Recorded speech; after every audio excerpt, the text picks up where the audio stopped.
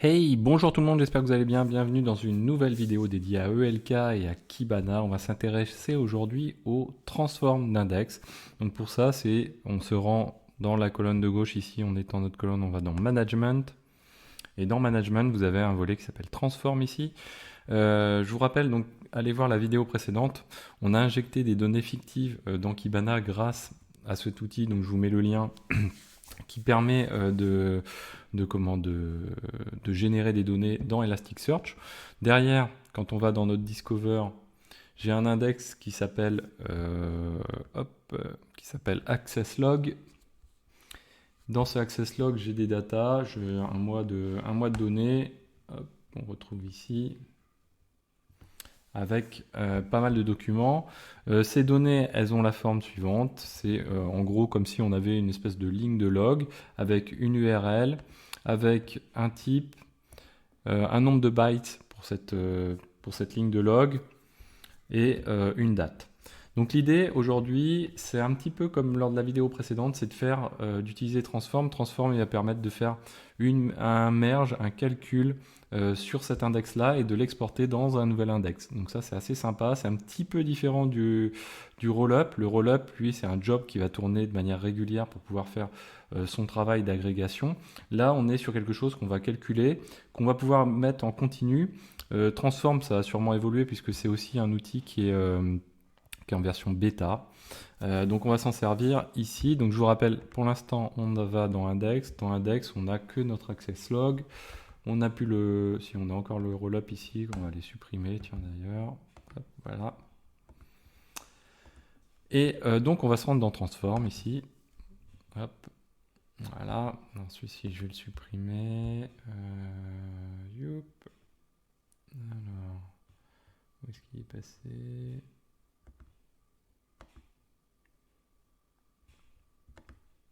Delete, voilà. Tiens, c'est marrant, ouais, j'avais pas testé le mode délétion, donc suppression, qui finalement est un petit peu différent des autres. C'est dommage de le retrouver comme ça. Bon. Alors, on va créer notre premier transform. On va aller sélectionner notre index pattern, on l'avait là, access. Donc on va travailler sur notre index access.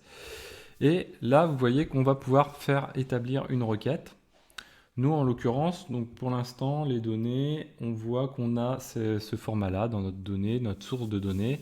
On a une colonne avec les bytes, la date et l'URL en question. Nous, ce qu'on veut, par jour, on va compter le nombre de hits par jour pour chacune des URL et agglomérer ça par jour. Là, vous voyez qu'on n'est pas aggloméré par jour puisque c'est en fonction de comme ça vient.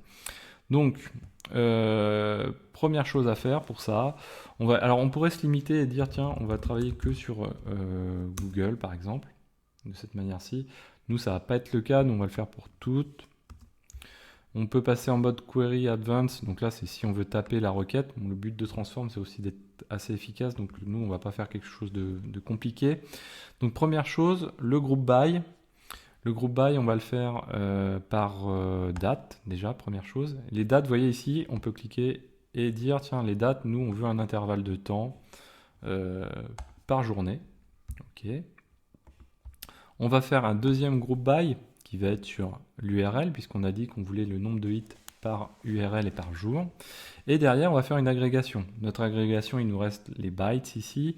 On va faire le compte des bytes. Voilà. Et donc du coup, on se retrouve avec ça. Donc pour une journée, donc ça c'est le résultat final. Pour une journée, pour l'URL Google, cette journée-là, on a 2500 hits, etc. Alors, hop. Ensuite, si on descend, on a les transform details. Alors, on clique sur next, pardon. Transform details.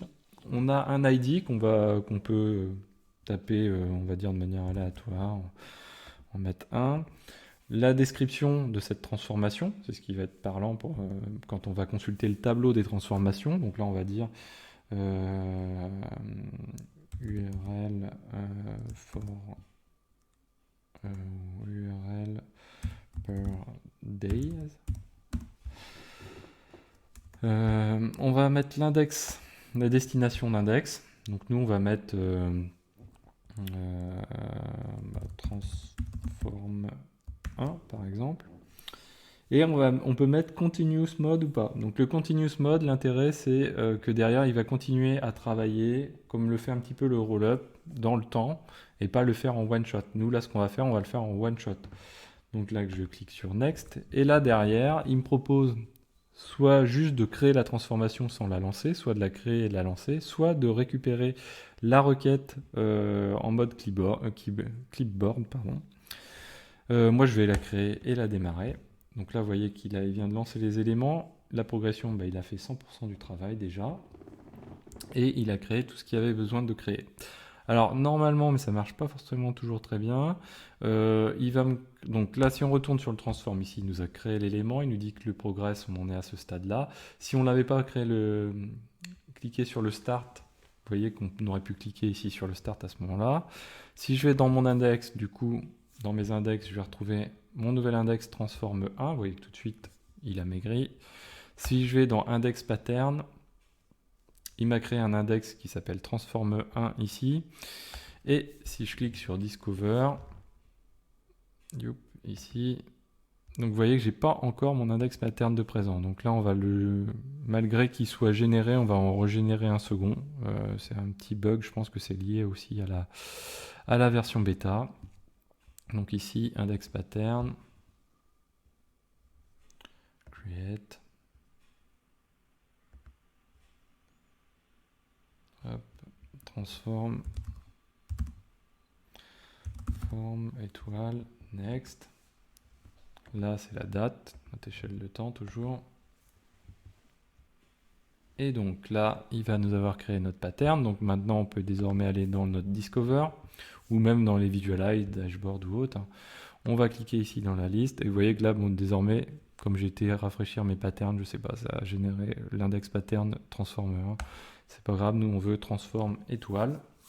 Et là, vous voyez que donc j'ai mes données par jour. Par jour, j'ai 4 documents puisqu'en fait j'ai 4 URL. J'ai uniquement Google, GraphiCart, Corben, Xavki. Donc je fais le cumul par jour, le compte par jour du nombre de hits. Donc pour faire le count, j'ai fait un count du nombre de valeurs étoiles dans la journée, la valeur bytes dans la journée.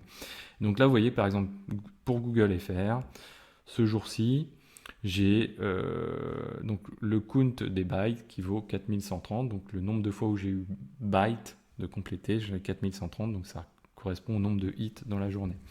Donc on a fait notre index qui a permis d'agréger ces données-là. Voilà, donc c'est l'objectif de Transform qui est plutôt assez sympa, qui est un petit peu complémentaire avec Rollup, qui est un petit peu différent, qui permet surtout de customiser la requête qu'on va pouvoir passer, contrairement au Rollup qui est vraiment que sur du merge strictement. L'autre, on va pouvoir faire avec Transform, on va pouvoir faire des calculs, etc. Voilà, donc j'espère que cette vidéo vous a plu. N'hésitez pas à la partager, à mettre des pouces bleus, à commenter, à vous abonner. Je vous dis à très bientôt sur Xavki.